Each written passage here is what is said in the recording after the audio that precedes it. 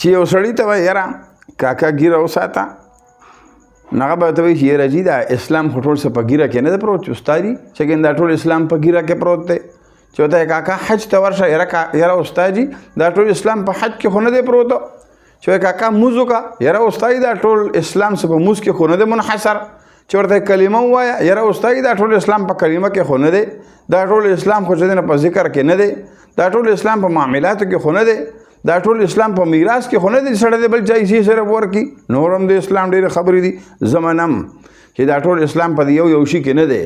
لیکن دا د اسلام اجزا دي. ټیک ته کل خو په جز کې نه، لیکن جز خو په کل کې وي که نه.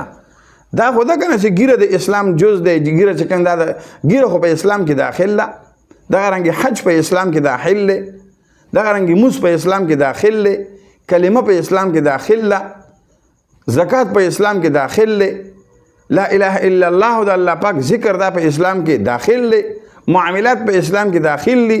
د خور او د لور عیسا دا په اسلام کې داخل ده. دا څنګه اسلام وي چې په دې کې چې دی نو ته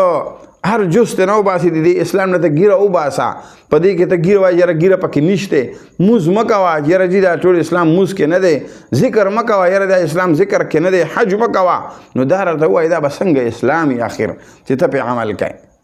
یو سړی داسې په لاره روان و، په زمری ولیدو، هلکه دا زمری خو ډېر قیمتي دی، ښه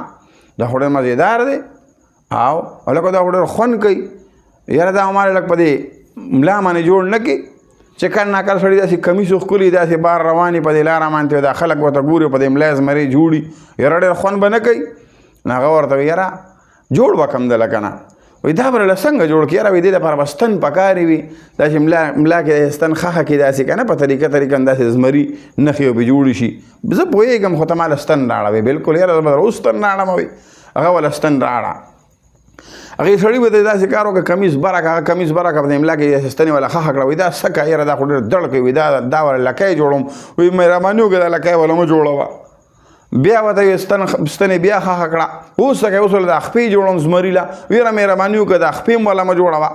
بیا یې ستن خښه کړه، وایي دا ښه نور زمری به جوړ کړم. بیا وله اوس څه کوې اوس وله غوږونه جوړوم، اوس وله پوزه جوړوم، اوس وله سترګې جوړوم، اوس وله ملا او سټ جوړوم، ویښته وله جوړوم، وایي مهرباني وکړه دا وله مه جوړوه دا ډېر سخت ډړ کوي. وایي دا بله څنګه زمری چې په ده کې چې نو خپې پکې نشته، سر پکې نی، لکۍ پکې نی، سترګې پکې نی، غوږونه پکې نی، ژبه پکې نی، دا بله کومه زمري. محترمو دا به کم اسلامي چې یو سړی وایي چې زه ګیره نه ساتم، ځکه چې دا ټول اسلام په ګیره کې څه نه دی پروت چې کنې صرف په ګیره کې پروت دی.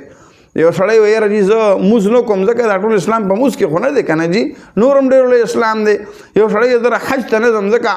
چې دا ټول اسلام دا په حج کې نه دی پروت. یو سړی وایي یاره ټول اسلام په دې کې نه دی پروت. محترمو د الله د رضا دپاره چې اسلام منئ که نه بیا به ټول اسلام منئ، بیا به ګیره هم ساتي، بیا به مونځ هم کوئ، بیا به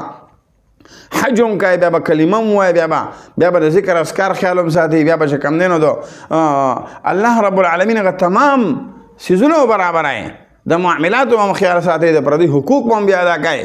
الله رب العالمین فرمایي یا ایها الذین آمنوا ادخلوا فی السلم کافه، ای مسلمانانو تاسو داخل شئ په اسلام کې خو پوره داخل شئ، من الاول الى الاخر تاسو به اسلام کې داخل شئ او تاسو اسلام قبول کړئ.